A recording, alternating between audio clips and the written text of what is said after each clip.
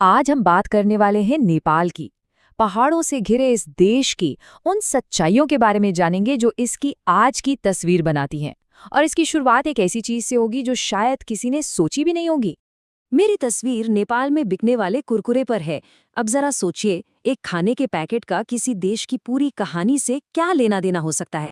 तो यही वो सवाल है जो हमें इस पूरे विश्लेषण में गाइड करेगा कि कैसे एक छोटी सी चीज किसी देश के भूगोल, उसकी राजनीति और पड़ोसियों से उसके रिश्तों की परतें खोल सकती है।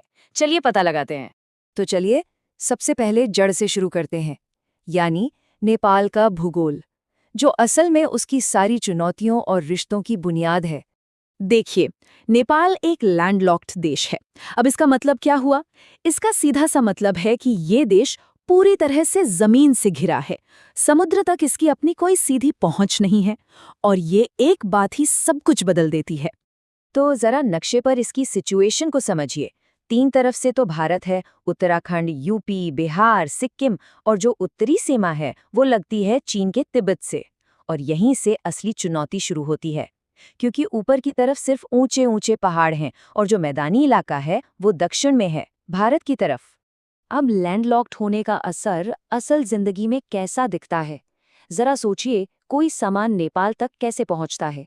वो पहले भारत के कलकत्ता पोर्ट पर आता है, फिर वहां से ट्रकों पर लदता है, पूरा भारत पार करता है, बिहार के रक्सौल में बॉर्डर क्रॉस करता है, और तब कहीं जाकर नेपाल में अपनी मंजिल तक पहुंचता है। तो सवाल ये उठता है कि नेपाल के पास और क्या रास्ते हैं? एक रास्ता तो भारत से है, कोलकाता पोर्ट से मैदानी इलाकों के जरिए। ये एक सेट रास्ता है, प्रैक्टिकल है। और दूसरा है चीन की तरफ से, लेकिन वहां तो हिमालय की दीवार खड़ी है, मतलब व्यापार के लिए ये रास्ता लगभग नामुमकिन है। सोर्स में इसे बहुत ही सीधे और मजेदार अंदाज में कहा गया है कि भाई, पागल हो क्या? उधर माउंट एवरेस्ट खड़ा है, ऊपर चढ़ के लेके आओगे क्या? मतलब बात बिल्कुल साफ है कि चीन वाला रास्ता कितना मुश्किल है। और यही भौगोलिक मजबूरी नेपाल को सीधे राजनीति के एक बहुत ही मुश्किल खेल में ले आती है, जहां उसे अपने दो बड़े शक्तिशाली पड़ोसियों के बीच एक बहुत नाजुक संतुलन बनाकर चलना पड़ता है। और इस संतुलन को और भी मुश्किल बना देता है एक सीमा विवाद। हाँ, भारत और नेपाल के बीच तीन इलाके हैं, कालापानी, लिपुलेख और लिम्पियाधुरा, जिन पर दोनों का दावा है, और ये एक बहुत पुराना और संवेदनशील मुद्दा है। अब इस मामले पर सोर्स में एक और एंगल दिया गया है। वहां ये कहा गया है कि चीन ने अपना आदमी घुसा दिया है और भारत से उसका विवाद करा दिया है। ये सिर्फ एक नजरिया है जो इस विवाद में बाहरी हाथ की तरफ इशारा करता है। तो ये तो हुई बाहरी दबाव की बातें, लेकिन नेपाल अंदर से भी बदल रहा है। चलिए अब देश के अंदर लिए गए एक बहुत ही बड़े फैसले पर नजर डालते हैं, जिसका जिक्र सोर्स में भी है, और ये फैसला जुड़ा है शिक्षा से। ये नंबर देखिए, 0। नेपाल में अब प्राइवेट कोचिंग सेंटर्स की संख्या यही होने वाली है, क्योंकि सरकार ने उन पर बैन लगा दिया है।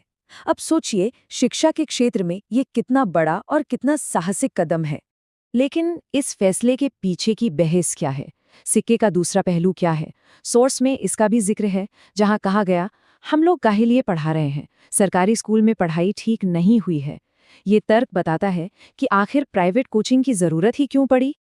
चलिए अब थोड़ी देर के लिए राजनीति और नीतियों से हटते हैं और उन चीजों पर ध्यान देते हैं जो लोगों को दिलों से जोड़ती हैं, यानी संस्कृति और विश्वास। और इस जुड़ाव की सबसे बड़ी मिसाल है काठमांडू का विश्व प्रसिद्ध पशुपतिनाथ मंदिर। ये सिर्फ एक मंदिर नहीं, बल्कि एक बहुत बड़ा सांस्कृतिक और धार्मिक केंद्र है।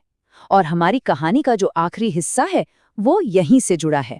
सोर्स में एक बहुत ही प्यारा निजी किस्सा बताया गया है। हुआ ये कि एक बार वहां जाने पर मंदिर के एक पुजारी को पता चला कि जो मेजबान हैं वो अस्पताल बनवाने का काम करते हैं।